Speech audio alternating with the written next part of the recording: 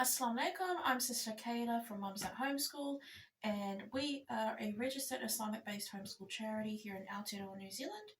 And I'm sharing this video with you today about how I started homeschooling my child, okay? So the reason why I'm making this video is that I've been getting a lot of questions from multiple different sisters about how to start homeschooling, as well as an array of different questions as well. So I hope, inshallah, me sharing how I structured my homeschool for my son will be beneficial to you. This doesn't necessarily mean you have to do everything this way. Homeschooling is great because it gives you the flexibility and the freedom to choose what works for you. So you may just completely create something much better and more suitable for you and your children as well. So this is purely for learning purposes, and I hope that this will be of benefit to you, inshallah. Let's get started. Okay, so the most common question that I get is, how do I start homeschooling, right? This is a really big question. However, what I did first when I first started thinking about homeschooling was, number one, I started looking at the developmental milestones relevant to my child's age, okay? So the developmental milestones is something that I wanted to start with first because I wanted to understand the holistic view of my child and my obligations to him as a parent in terms of how can I meet those needs. Now, I'm not going to be able to meet those needs that my child has or nurture his developmental milestones if I don't know what they are. So this was something I was very ignorant of in the beginning, and this is why I wanted to start with this. So I started looking up a lot of different research and books and data on how a child's brain develops, different opinions from different neuroscientists and so forth. I would definitely say this has taught me so much about parenting that I was completely unaware of before. I even thought about homeschooling, and I'll definitely recommend anybody who's thinking about homeschooling probably start with this as well. Okay. The second thing I did was look at the legal requirements of my country. So wherever you are in the world, it's definitely important that you look at the legal requirements or regulations regarding homeschooling, okay?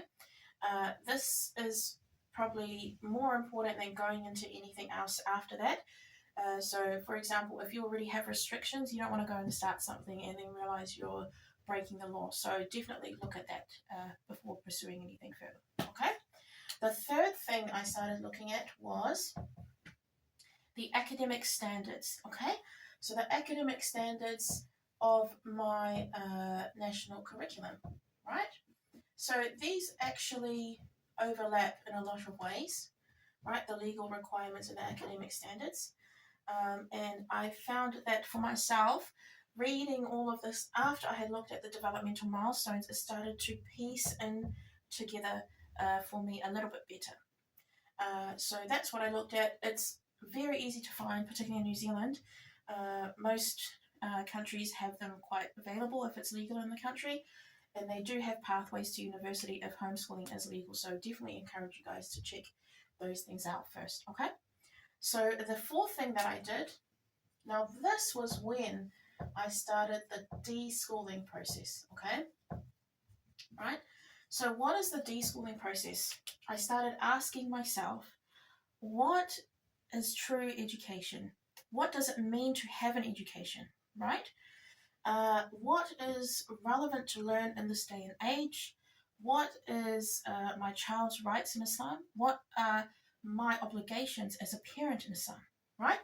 This all came through the deschooling process, which took me quite at least 3 months, and I'm always learning new things all the time, okay? So I would say that was probably the biggest chunk of learning for me before I even started to plan homeschooling properly, okay?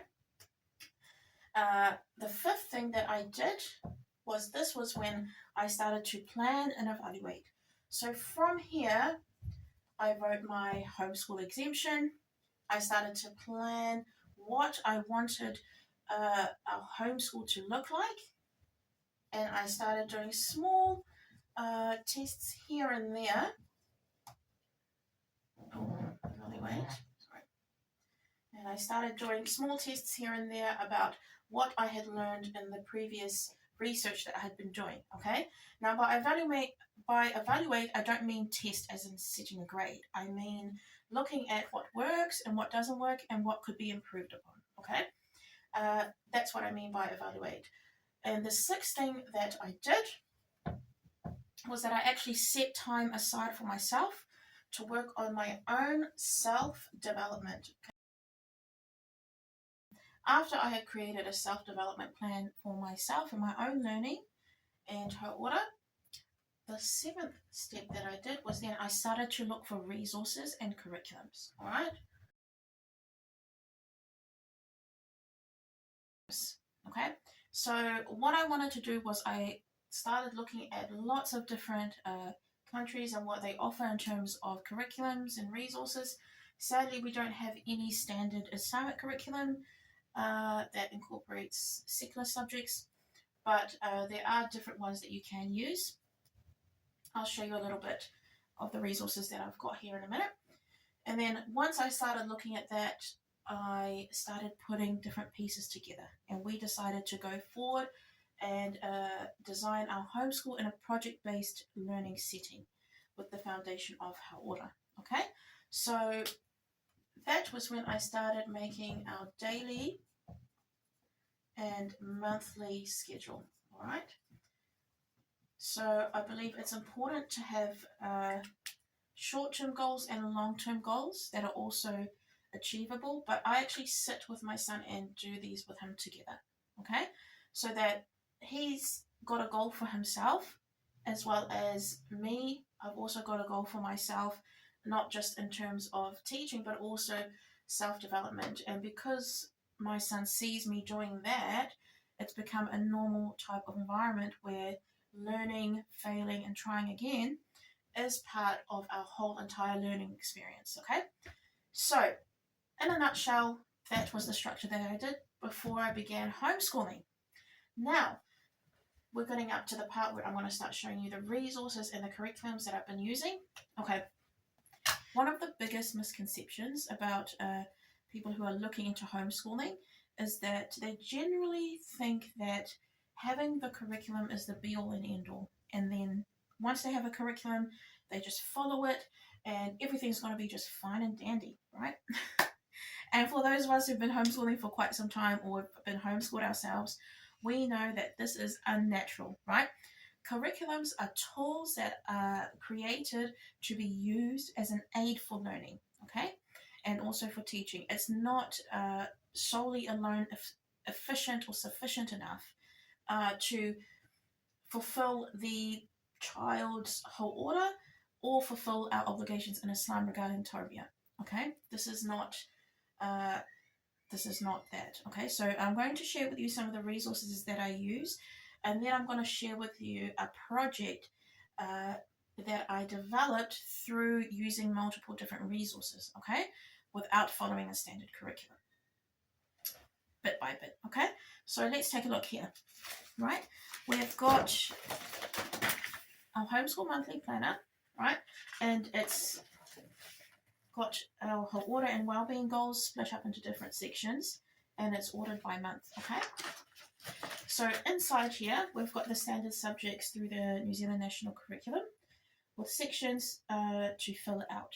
Obviously there's a character trait here in Islam, honesty with a hadith from Bukhari, and a theme that you're able to put in. I'll show you the one we use for pyramids. Okay, so we've got literacy, numeracy, science, health and physical education, social sciences, and arts and languages. All right, so the resources that I'm looking for, I'm trying to fill these subjects. Okay, just so you get the gist of where I'm going with this. So for math and English, I love using the School of Tomorrow curriculum. Okay, so this would fall under literacy and numeracy.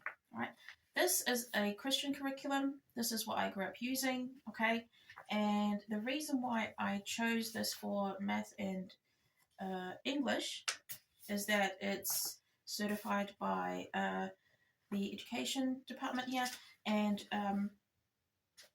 it's actually really, really thorough in terms of its learning. Okay, so I'll give you an example.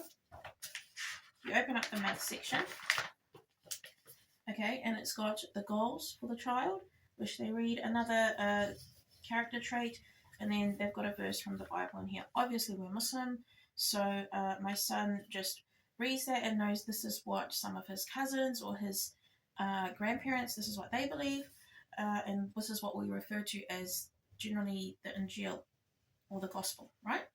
So we just read it and say, because in Islam we know that everybody has freedom of religion, and we just move on.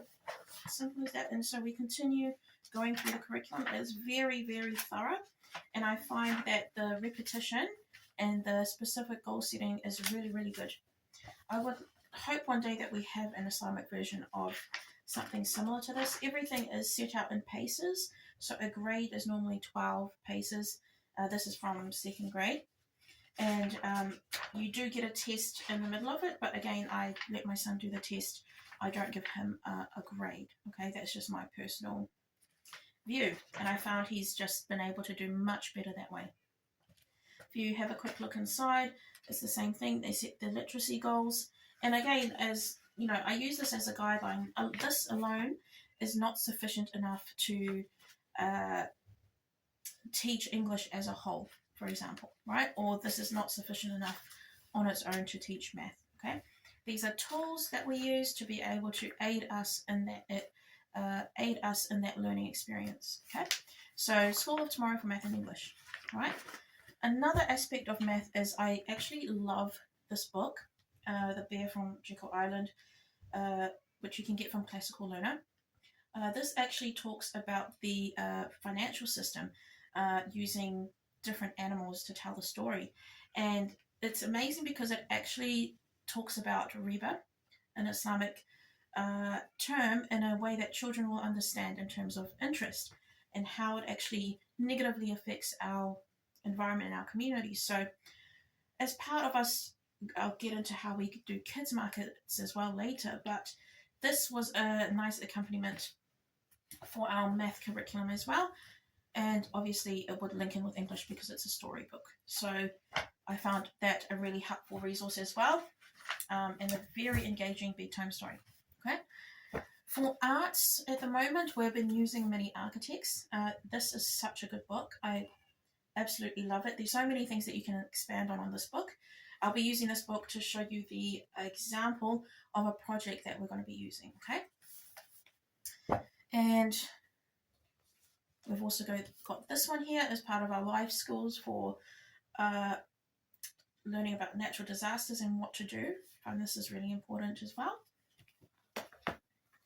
We've got our social studies and science workbooks from LearnWell, which I find just absolutely amazing. I'll give you an example of how I love these LearnWell books because they're organized in a way that we design our homeschool in a very similar way. Okay, so I'll show you. I'll give you an example.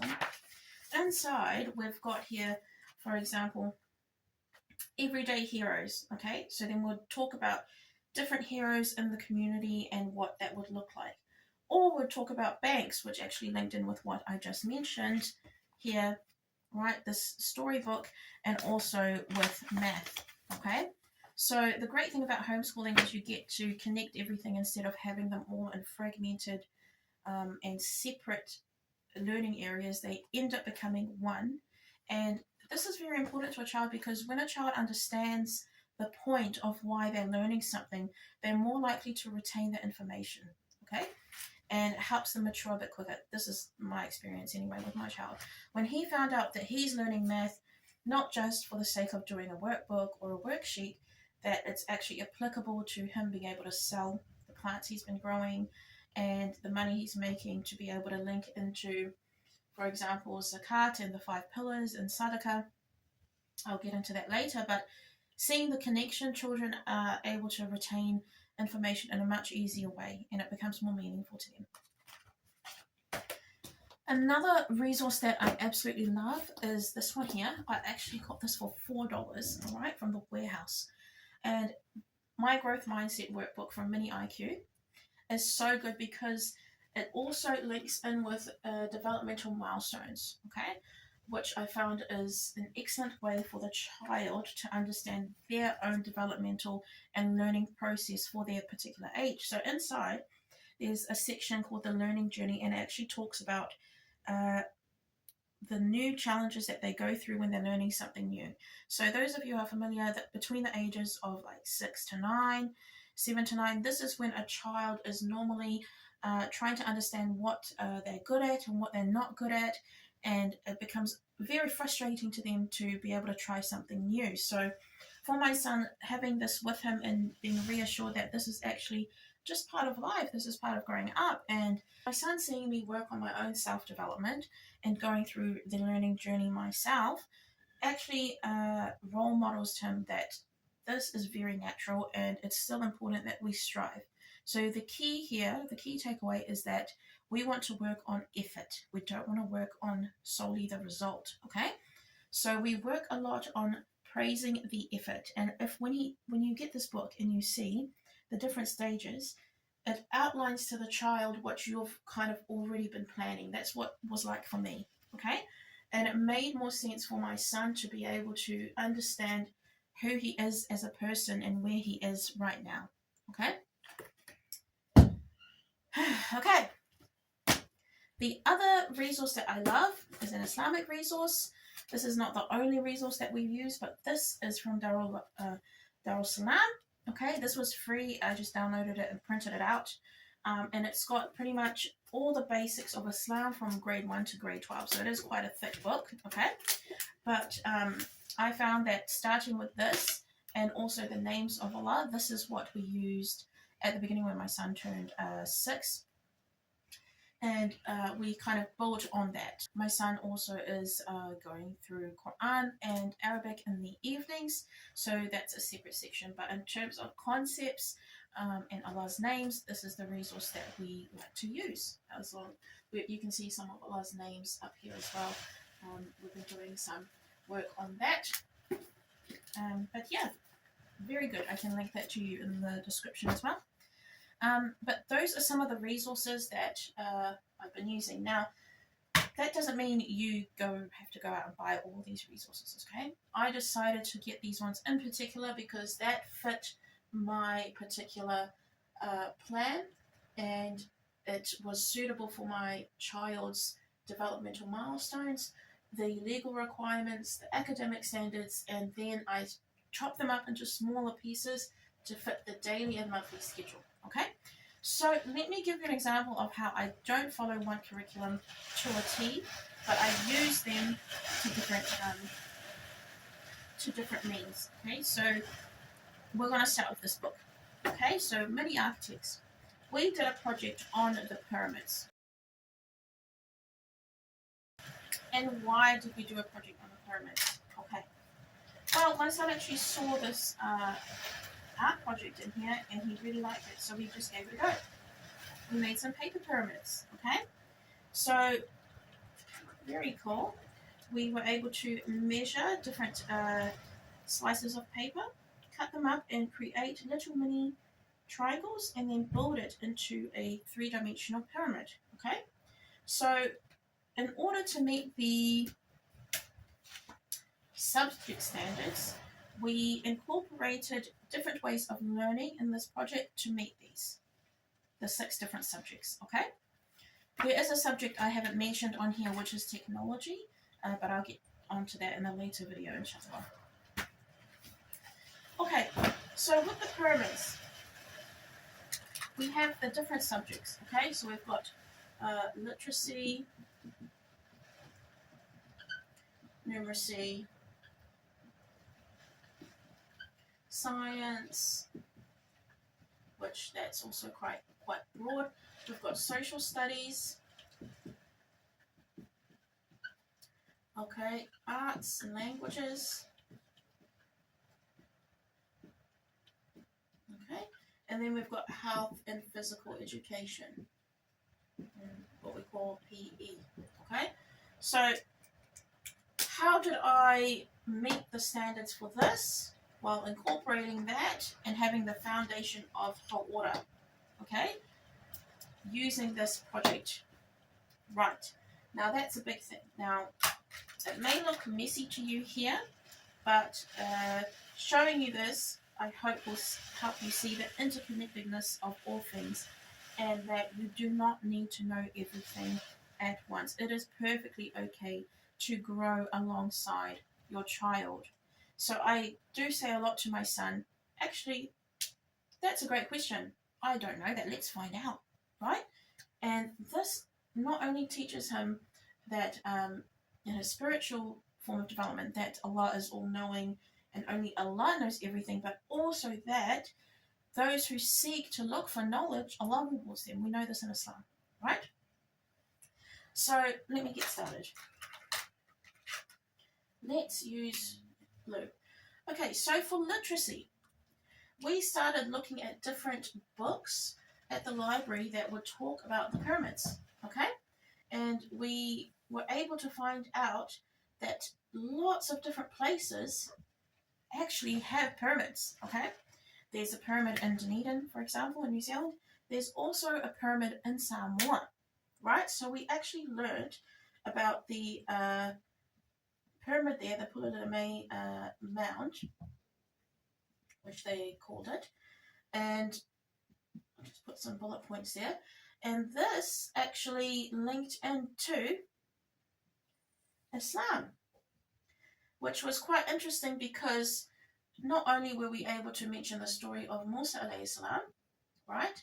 We were also able to talk about how in the islands, okay, particularly in Samoa, they built these pyramids or mounds, and they were trying to reach Langi, or the heavens. And they buried a lot of the chiefs in there because they believed that the chief would, the closer they are to heaven, the better, Langi, right? Which is really interesting because in Islam, Allah tells us that in the Quran, this is exactly why Pharaoh wanted to be buried in the pyramids, because they wanted to be close to the heavens. They thought they were going to the afterlife, okay? So that actually links in with social studies as well. And also, so we could put culture in there, just for shorthand writing purposes. So through the different intersections of learning, just by building pyramids, right, paper pyramids, we were able to look at all of these dimensions, okay, and see that they are all connected. Now, the further we go into this, we also got into numeracy, okay? How do we do that? Well, with the paper pyramids, the book actually gave us a standard size to cut it out, right? But what we did was, hey, let's make multiple different sizes. So we took it upon ourselves to multiply the scale up to 3, 4, 5 times to see how things enlarge, okay? And this was very cool because this actually gave my son a chance to work on his mental and emotional development, okay? What has numeracy got to do with mental and emotional development? Lots of things, okay, if you look to see through the lines, okay? Now, my son learned to handle frustration because it does actually take a lot of work to be able to have patience, okay, and build something of value, all right? So he was getting quite frustrated trying to chop every piece and put it together. Some of the pieces weren't being glued correctly, so we ended up grabbing another glue that was a bit better. So this actually enhances his development and also our bond between mother and child, okay? A child needs regulation, okay? So when they're getting frustrated, the parent needs to be there to be able to reassure them that this is normal and this is okay and that they can try again, okay? Without this guidance, okay, the child is not able to learn to regulate themselves, okay? This leads to all other forms of addiction and things in later on in life if the child is not able to learn to emotionally regulate when they're young, okay? So this is something that I thought was very important. Through science, okay, how did we meet the science standard? Okay, so the science standard, there's a part, a section in there in the New Zealand curriculum about astronomy. So what I did was, we incorporated that into our physical well-being, okay, through going hikes and stargazing, through going on hikes and stargazing, excuse me, and also by numeracy as well. So we ended up linking in these two together. So that ended up becoming a math project with stars as well. We did a STEM project with the constellations, okay? And you're able to turn this into anything you like. We ended up working on our timetables and doing the stargazing, figuring out which stars were the pyramids in alignment with, okay? And particularly in Egypt, okay? The Pyramid of Giza. So that all became one project. We also ended up talking about Musa alayhi salam and his story in Bani Israel, and how they were led out of Egypt, where the pyramids were, okay, by Musa alayhi salam, and the story of the Red Sea.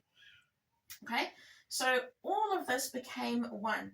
We also have health and PE, which linked into the hikes through having, obviously, working on your te taha tinana, so the physical well-being, exercise, and the arts and languages. Okay, now this mostly linked into our social well-being. Let's just squeeze that in there.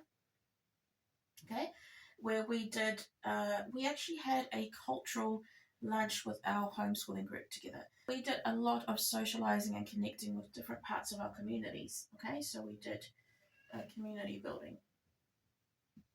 Right, we shared different stories with each other about the stories of the pyramids, about from where they're from, why do they have pyramids, what are their own cultural stories.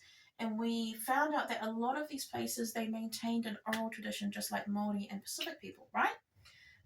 The oral tradition was very important, and this is probably why, I mean, there could be many reasons, Allahu Alam, but the Prophet Muhammad Sallallahu Alaihi Wasallam, he could not read and write, okay?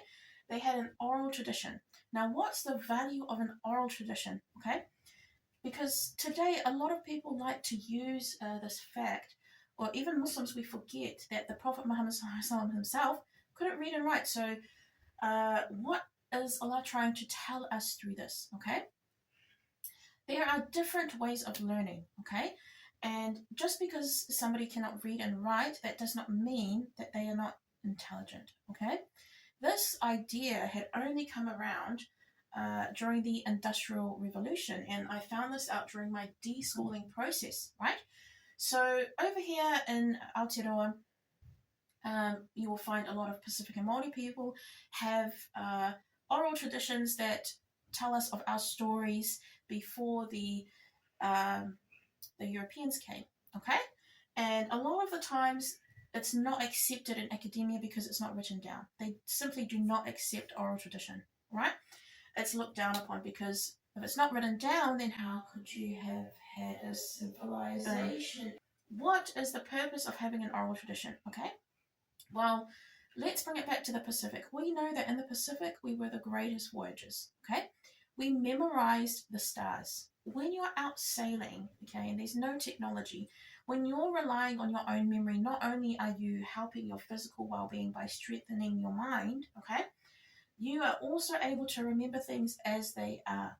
When we solely rely on written tradition, okay, this is very fragile because anybody through any generation can come and erase it, rub it out, and put something new in.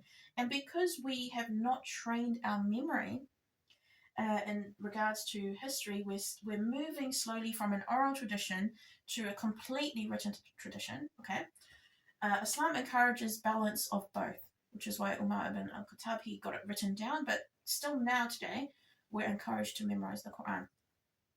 So I just found that as an interesting fact to mention, because this is something that would also help our physical well-being, to encourage memory, learning things to memory. I hope that this video, inshallah, has been of benefit to you. This is one way that you can do things. Obviously, not the only way, but this is what we have done. And if you'd like to pursue this plan, you are able to find our homeschool monthly planner. I'll put the link down in the description below. 100% of the proceeds go to our charity, where we help create more resources and build up our community, where we're trying to build a homeschool centre for women and children, inshallah. Little Fingers in Business. This is great for kids that are looking towards building up their financial literacy. If you want to use this in your homeschool, it's great to get it printed and laminated. I'll put the link to the purchase in the comments, and 100% of the proceeds of this go to our charitable purpose. And it's great for linking in with numeracy, and also if you want to link it back into the pyramids, you can actually look at the history of how business was used and viewed during this time. Okay, so it's a great way to learn, and I hope that this video shows you that everything is interconnected, pattern recognition, and that you can do this. If I can do it, and I'm not qualified whatsoever, I'm just an ordinary mum, if I can do this, I believe that you can do it as well, inshallah. So please let me know if you have any questions in the comments, or if you'd like me to make a different video, please let me know, and inshallah we can share our ideas. Assalamu alaikum.